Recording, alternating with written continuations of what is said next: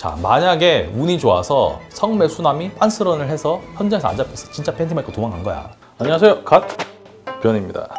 성매매, 나만 산성 말고요. 남녀 간의 성을 거래하는 건데요. 성매매가 합법인 나라도 있지만 우리나라 대한민국은 성매매를 처벌하고 있습니다. 처벌한다고 해서 모두 성매매를 안 할까요? 하지 말라면 더 하고 싶어하는 많은 사람들이 있습니다. 이 많은 사람들이 음지에 숨어서 다양한 방법으로 성매매를 하고 있는데요. 아무리 음지에 숨어서 성매매를 하더라도 적발되는 경우가 많아요. 주로 많이 걸리는 성매매 방법에 대해서 설명드릴게요.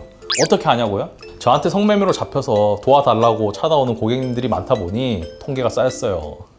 1위, 랜덤 채팅 어플. 이 채팅 어플에서 성매매 여성이 채팅방을 만들고 가격이나 조건 이런 것들 제시를 합니다. 그럼 그걸 보고 성매수남이 들어와서 콜 하면 만나서 성매매를 하게 되는 거예요. 아니, 단둘이서 만나서 성매매 한 건데 그게 어떻게 걸리지? 잘 생각해 보세요. 이 보통 채팅 어플에서 성매매한 여자들은 프로가 아니고 아마추어예요.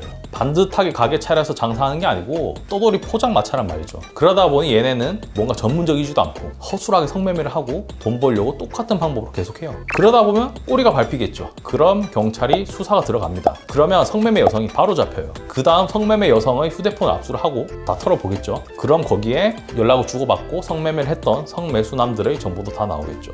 그거 추적하면 다 잡히는 거예요. 2위, 오피스텔.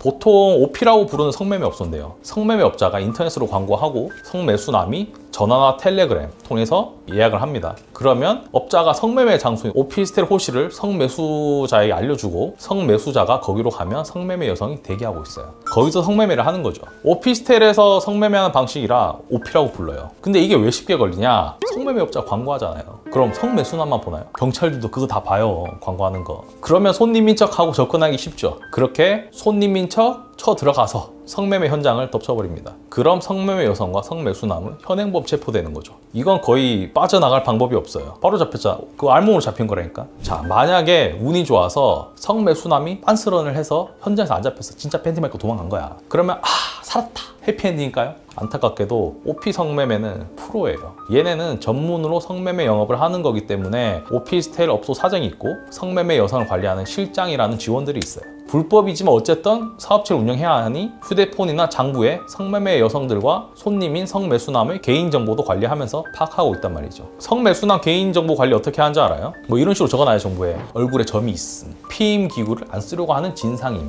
그냥 콘, 그리고 스타킹을 좋아함, 정력이 좋음, 돈을 많이 냄, 이런 식으로 성매수남의 특징을 자세히 적어놔요. 그리고 성매매 업소를 운영하는 업소 사장이나 실장 이런 애들은 범죄자잖아요. 양아치란 말이야. 양아치 특징이 뭐예요? 지가 돈이 좀 궁하면 이런 걸로 성매수남들에게 연락해서 협박해서 돈을 뜯어내기도 합니다. 님, 우리 가게 와서 성매매 했지. 가족에게 알릴 거다. 경찰에 알린다. 이런 식으로요. 보내라는 거야. 경찰이 한 명만 잘 잡으면 줄줄이 비엔나 소시지 마냥 다 나오는 거예요. 성매수남도 다 잡히는 거죠.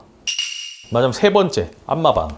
이 원래 마사지 업소는 건전한 곳이에요. 안마를 통해서 몸의 피로를 풀어주는 곳이죠. 그런데 마사지 업소인 척 하면서 실제로는 성매매 업소로 운영되는 곳을 안마방이라고 합니다. 이거 어떻게 구별을 하냐고요? 금액이 달라요. 돈이 달라. 일반적으로 건전한 마사지 가격이 뭐 1시간에 5만 원, 7만 원 이런 식이라고 하면은 이 성매매 업소인 안마방은 1시간에 뭐 15만 원, 20만 원씩 합니다. 가격 자체가 달라요. 2배, 3배씩 비싸. 이게 성매매 업소이기 때문에 이렇게 비싼 가격을 받는 거거든요. 그러다 보면 오피 업소랑 비슷하게 장부가 있고 성매매 여성, 성매수남들의 정보도 이제 장부로 관리하기 때문에 오피처럼 줄줄이 잡힙니다. 오피는 대놓고 성매매 업소라고 하면 안마방은 아닌 척 하지만 사실은 성매매 업소였다. 뭐 이 정도의 차이가 있겠네요.